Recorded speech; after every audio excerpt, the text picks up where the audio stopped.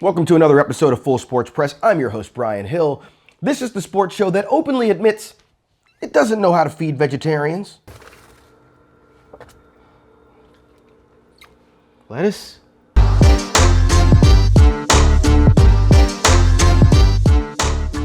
Last week, the NFL and general sports world reacted to the shocking news that NFL head coach Urban Watch Your Crotch Myers was fired from his job as the head coach of the Jacksonville Sadcats. Many in the sports media elite community have seen Myers' NFL tenure as a complete failure, and that his firing is deserved because of how shitty of a person he is. Why did Urban Meyer fail in the National Football League? Two reasons. Number one, Urban Meyer's a bad dude. And then number two, in the NFL, Urban Meyer's a bad coach.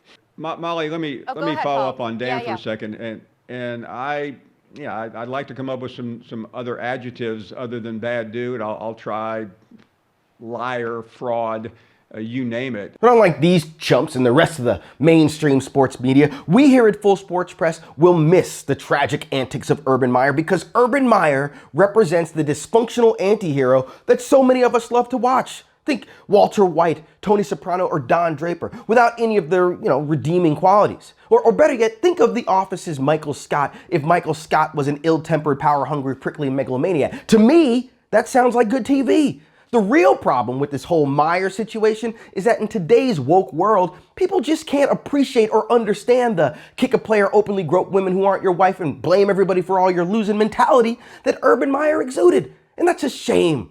Because watching Urban Meyer trying to navigate the NFL over these past 9 months has been nearly as much fun as watching a cat trying to walk with socks on. Yeah. No more of that. Well, now that he's gone, all I can do is think about all the other potentially catastrophic things he had planned for the rest of the season. Like, I don't know, somehow convincing Trevor Lawrence to forget football and chase after his dream of becoming an ice dancer. Or starting an actual fire in the locker room following another one of his trashing resume parties. The possibilities were endless. Shit, we only just got a taste of his warmongering daughter when she dropped a series of now deleted Instagram posts following his firing where she claims, quote, "The world hates any platform we have, so he's going to create chaos to destroy it." Honestly, that makes no fucking sense, but it certainly piques my interest because she's seemingly claiming that her father's post-NFL career will consist of actual terrorism. And as absurd as that sounds, it might not be that far off the mark because when you sit back and you really think about the entirety of this man's NFL career, he acted just like a suicide bomber would. No one else on that team sowed more division or dropped more bombs in the sports section than he did. And that makes me think that maybe the only reason he's been so shitty is because he wanted to get fired the whole time. And I wouldn't put it past him. I mean, this man has won 3 national titles in college. So maybe, just maybe, he ushered in his own downfall because he was trying to get that paper without any of the potential health risks. And before you come at me with, "But Brian, how could you say that? He's a competitive champion and Hall of Fame coach." That may be true. But this is also the same man who stepped away from the college game at the height of his success because of all the stress and health problems that it caused him. So his solution was to join the ranks of the NFL because the constant whir of media attention and relentless scrutiny would somehow be less stressful? Not a chance.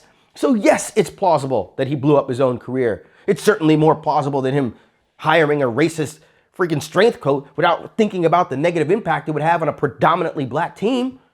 With that said, it's with a disappointed tip of the hat that we bid farewell to the calamity that was Urban Meyer. Because in a league filled with questionable coaching, he was one of the most questionable of all. So keep grinding, Urban Meyer. We know you like it, as long as your wife's cool with it, I guess. I don't know.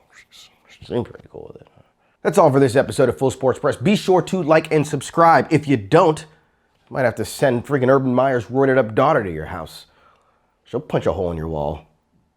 Maybe even set it on fire. I don't know. She's unpredictable.